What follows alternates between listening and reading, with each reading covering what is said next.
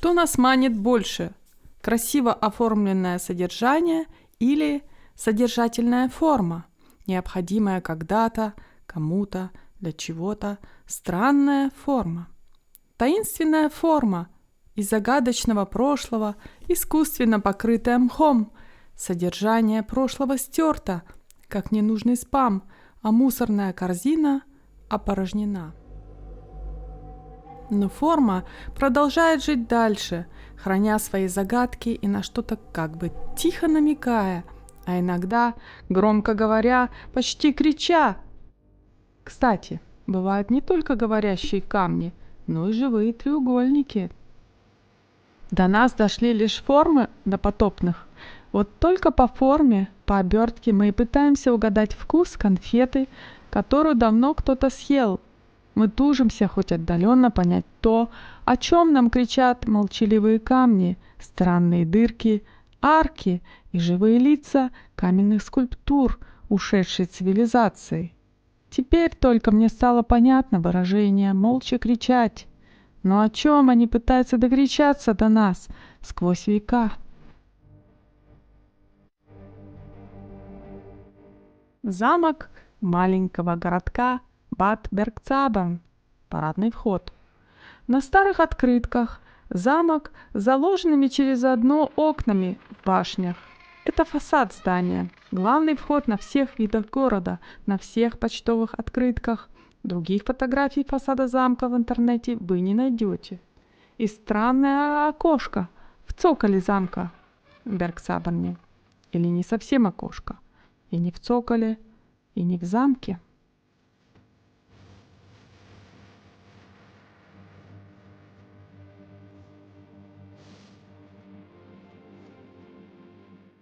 Вид на замок сверху, где виднеется вход арка. Это не фасад, а левый фланг. Доступ к нему зачем-то затруднен. Там полузабор и служебная стоянка. Замок на старой гравюре вообще мало узнаваем, видимо потому, что он представлен совершенно с другого ракурса. Случайность? Получается, что современный фасад – это точно не главный вход, а боковой вход с дверью через окно. Исторический парадный вход скрыт от любопытных глаз. В нем есть нечто, что видеть нежелательно. Мы идем к скромному боковому входу через арку. Я на нее наткнулась случайно. Увидела сначала странное окошко внизу, потом красивую шишку, а потом только арку.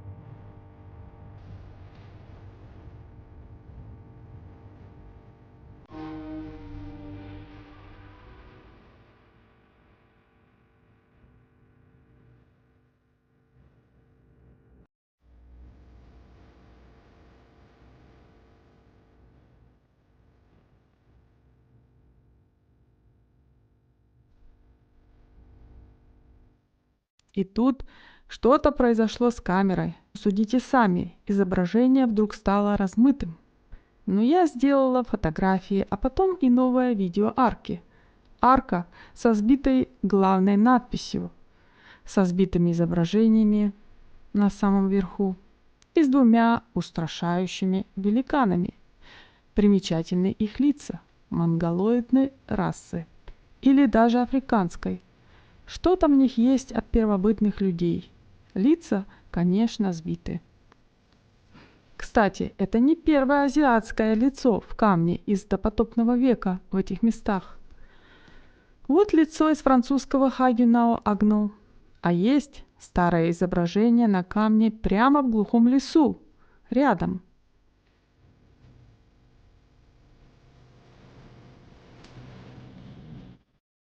Первоначальный текст наверху сбит. Там нанесен какой-то лорем ипсум. И год на самом верху, то ли 1579, то ли ИС 79. Но вернемся к форме.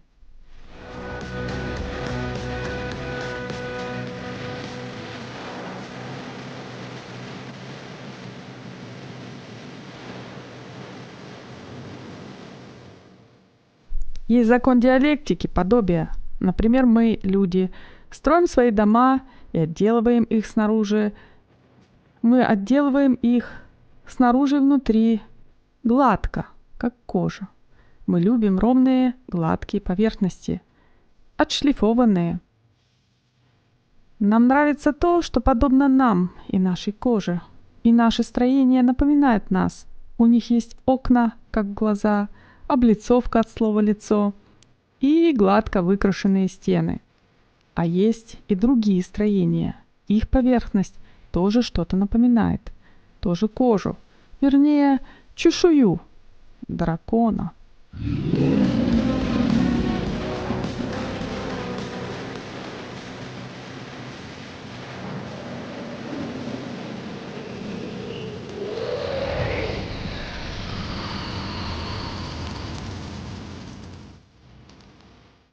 А теперь разберем табличку от историков. Итак, в замке, согласно историкам, проживали некие герцоги пфальц-цвайбрюкенские. В XI, XII, XIII веках графы построили на этом месте крепость Сарвом. Википедия любезно сообщает, что в 1525 году агрессивные лотаринские крестьяне захватили город и разрушили замок. Хотя на табличке указано, что замка в 1525 году еще не было, а на его месте возникла стройплощадка только через год, в 1526 году. А прорабом был некий Людвиг II. Что нам о нем известно? Кое-что известно. Город Анвайлер как-то отказал его матери в почестях. В ответ на это в 1519 году Людвиг II осадил город, который был сдан ему сразу же после переговоров. Ему было всего 17 лет, то есть мальчик-подросток из маленького городка провел осаду большого города Анвайлер из-за обиженной мамы. А что тогда вообще творилось в мире? А вот что. 24 февраля 1525 года у города Павин на севере Италии произошло ключевое сражение итальянской войны между, внимание, испанцами и французами. Но вернемся в замок. В 1676 году наш каменный замок в забытой глубинке был уничтожен пожаром после нападения злых французских войск. Что происходило в том 1676 году в истории? А тогда был папа Иннокентий XI, он как раз смягчил политику церкви в отношении евреев. Он заставил Венецию освободить заключенных евреев, но не смог отменить старую практику в целом, инквизицию, то есть. Тогда был заключен Журавенский договор, мирный договор между Польшей и Турцией по разделу многострадальной Украины. А Людовик XIV утверждал автономию от Рима. Ему противостоял Леопольд I, император Священной Римской империи, Габсбург. Царствование Леопольда I было отмечено не только соперничеством с Людовиком XIV за гегемонию в Европе, но противостоянием с турками, которые безуспешно осаждали Вену. А в Европе шли странные войны за австрийское наследство, за испанское наследство королями, которые никакого отношения ни к Австрии, ни к Испании вообще не имели. Захватчики делили между собой наследство от предыдущей цивилизации. Не случайно на картинах о тех событиях в первом случае мы видим странных, гротескно выполненных персонажей на поле боя в облегающих белых лосинах и на каблуках, якобы прусских солдат. Представлено сражение за австрийское наследство.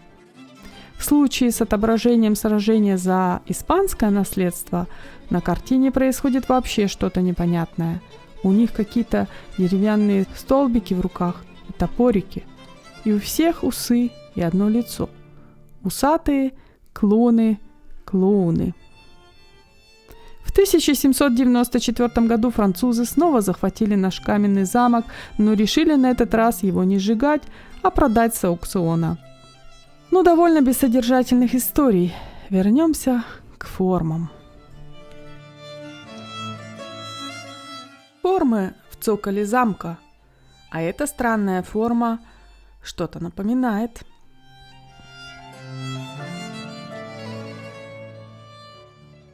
Точно, замочную скважину. Посмотрим и мы, вернее, подсмотрим в замочную скважину истории.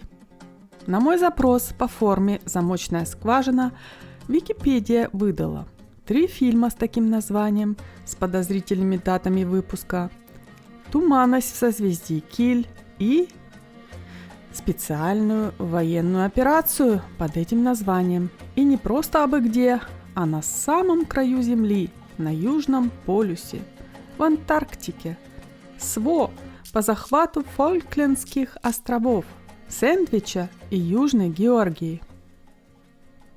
Интересная историческая скважина. Окунемся. Южная Георгия и Южные Сэндвичевы острова в Южной Атлантике принадлежат Великобритании. Территориальная принадлежность островов, однако, оспаривается Аргентиной. Площадь территории составляет 4000 квадратных километров, число постоянных жителей – около 30. Климат субантарктический, погода ветреная, пасмурная, летом температура на большей части акватории равна нулю. На суше температура от 0 до минус 20, терпимо. Постоянное население отсутствует. Для сравнения, площадь Люксембурга 2586 квадратных километров, плотность населения 233 чел на квадратный километр. Напомню, на островах Южной Георгии и Сэндвичи площадь территории составляет 4000 квадратных километров, а плотность населения 0,1 чел на 1 квадратный километр.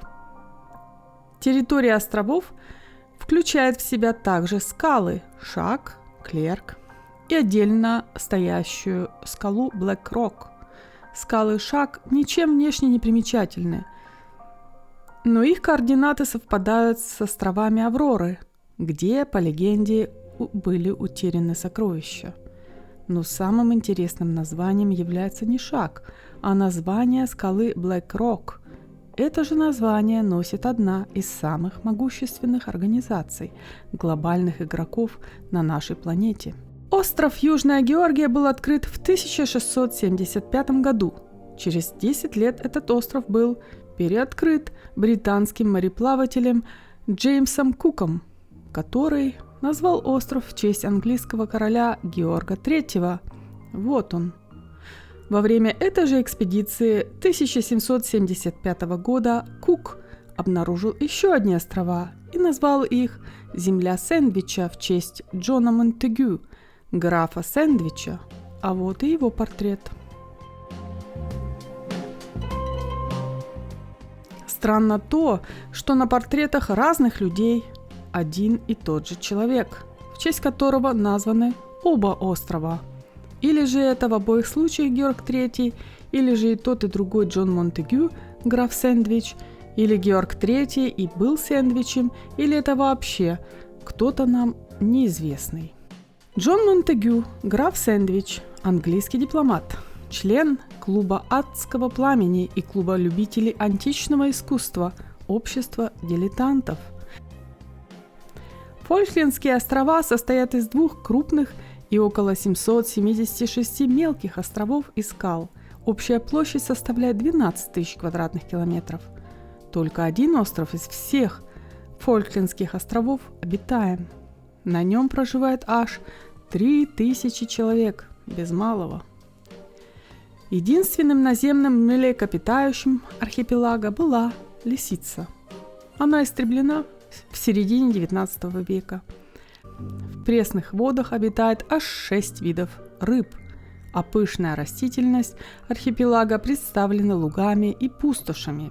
Итак, из-за чего официально сыр-бор? Из-за практически необитаемых островов со стабильно плохой погодой и скупой, как мужская слеза, флорой и фауной. Из-за населения, числа которого не хватит на поселок рабочего типа. Но за такое добро идет непрекращающаяся драка всех против всех между Францией, Испанией, Великобританией, Южной Америкой, Аргентиной. Сражаются эскадры, вводится боевая авиация и топятся подводные лодки. Во время Первой мировой войны в районе архипелага в 1914 году произошел бой между германской эскадрой и английской эскадрой. Во время Второй мировой войны порт Стэнли служил ремонтной базой для военных британских судов. 19 марта 1982 года на необитаемом острове Южная Георгия под контролем британцев из столицы Фолклендов порт Стэнли высадилось несколько десятков аргентинских рабочих под предлогом того, что им необходимо разобрать старую китобойную станцию. Они подняли на острове аргентинский флаг. Английские солдаты попытались вытворить аргентинцев, но на помощь рабочим пришли войска Аргентины. 2 апреля 1982 года аргентинский десант высадился на островах и после короткого боя вынудил капитулировать гарнизон британских морских пехотинцев. После этого в Южную Атлантику немедленно было отправлено крупное британское военно-морское соединение с целью возврата бесценных островов.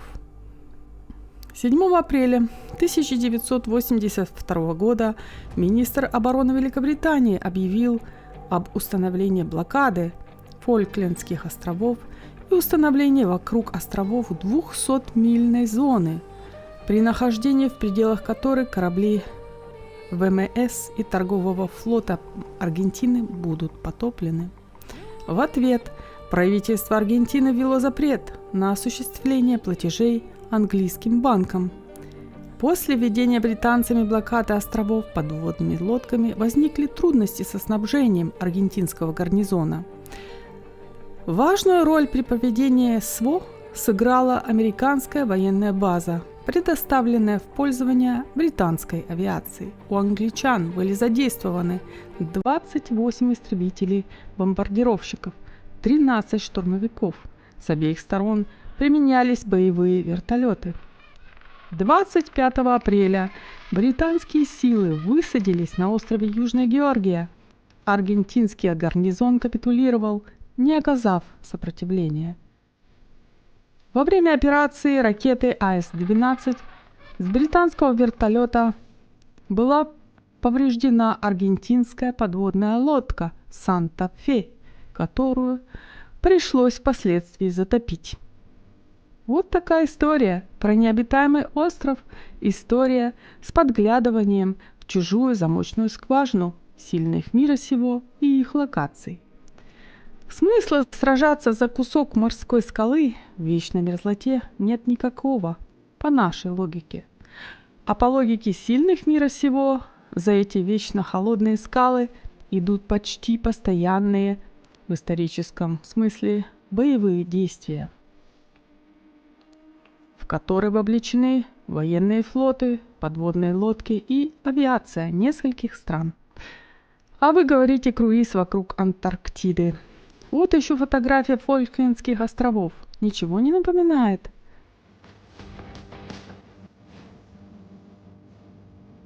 Если скачать эту фотографию с Википедии, с рассказа о Фолклендской войне, то будет виден странный край. Край фотографии края Земли. Ну, видимо, это просто случайность. Это была официальная версия недавних сражений на краю Земли. А сейчас предоставим слово памятникам, которые поведают нам правду. Это памятник в Порт Стэнли. На нем надпись «В память о тех, кто освободил нас». И дата 14 июня 1982. На вершине памятника мы видим почему-то представителя допотопной цивилизации с трезубом, с чешуей на теле и во фригийском колпаке Митры, того самого, во власти которого арочные подземелья планеты. В честь него и названы метрополитены Земли. В честь него названа и шапка у митрополита. А это странная мемориальная доска, где очень много военных кораблей, авиации, солдат, подводных лодок, но не видно ни одного солдата противника. А эта церковь недалеко от памятника. Церковь – это техническое сооружение допотопной формы, из красного кирпича и со знакомыми высоченными арками не под наш рост и с часами с каждой стороны. Перед церковью стоит странная конструкция. А вот памятник тем же событиям 1982 года, установленный Аргентиной, то есть противником якобы по официальной версии, на этих островах. На нем мы опять видим допотопных, судя по античному стилю их изображения. Если бы хотели показать бравых аргентинских военных солдат и офицеров, их бы не стали изображать голыми. Напомню, предыдущая цивилизация одежды почти не ведала. Надпись на аргентинском памятнике: «El pueblo de Ushuaia, a quienes con su sangre regaron las raíces de nuestra soberanía sobre Malvinas, volveremos». Жители Ушуаи, жителям Ушуаи, тем, кто, троеточие, их кровью политы корни нашего суверенитета над Мальвинскими островами. Мы вернемся. Можно верить официальной версии этих событий, а можно предположить совсем другую историю. Думайте и делайте выводы. Благодарю вас за внимание.